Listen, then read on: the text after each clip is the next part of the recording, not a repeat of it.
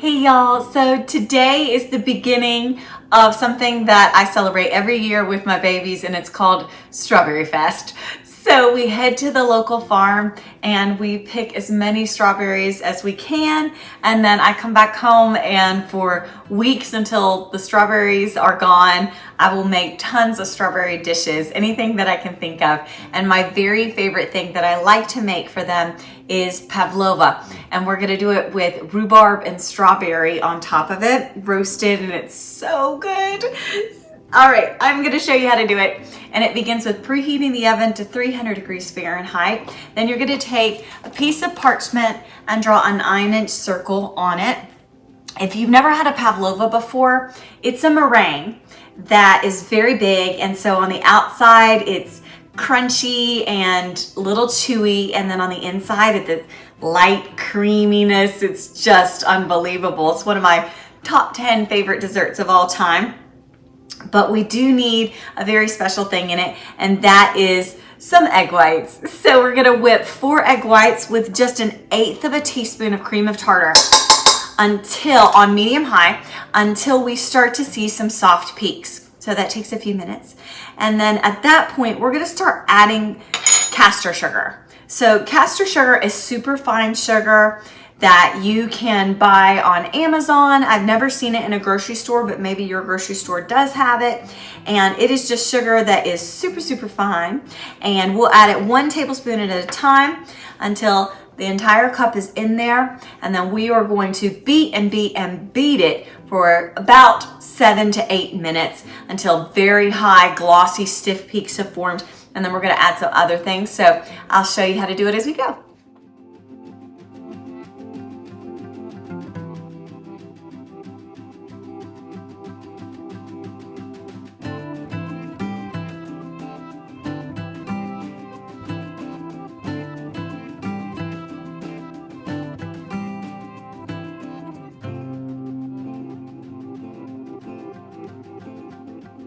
All right, y'all, so now that my meringue has reached stiff peaks after 7 minutes of high whipping, I'm going to add just a couple more ingredients, and this will be ready to put in the oven.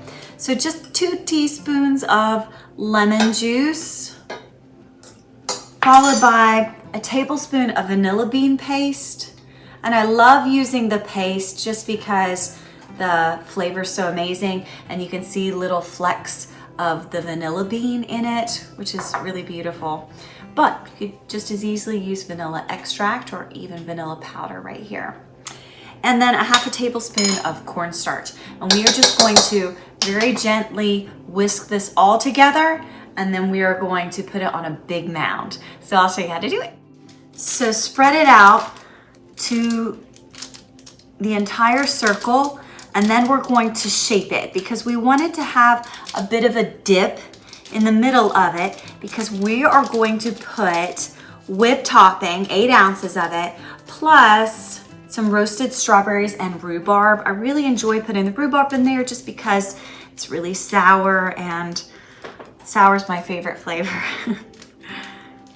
Okay. But if you don't like rhubarb, you could always leave that out. Okay, now that I've reached my circle, okay, and it doesn't have to be perfect, you're going to start pushing in the center of it in a circle because you want it to dip in. Okay, now how it looks when you're done shaping it is the way that it's going to look at the end as well. So get it exactly like you want it. I've piped it before so that it has different designs, but all I'm gonna do today is just something very simple, and that is taking my spatula and pulling up on it, and you'll see those lines once it's baked.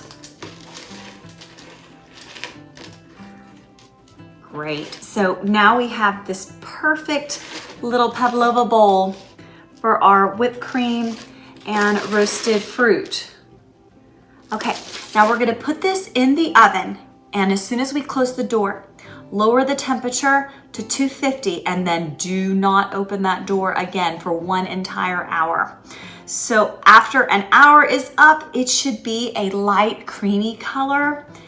And all you're going to do is take a wooden spoon and you're just going to crack open the door, put the spoon in, and then close the door again. So just a little bit of that heat can escape. And then you're going to leave it alone for about 2 hours until it is nice and cool. And meanwhile, we'll roast some fruit.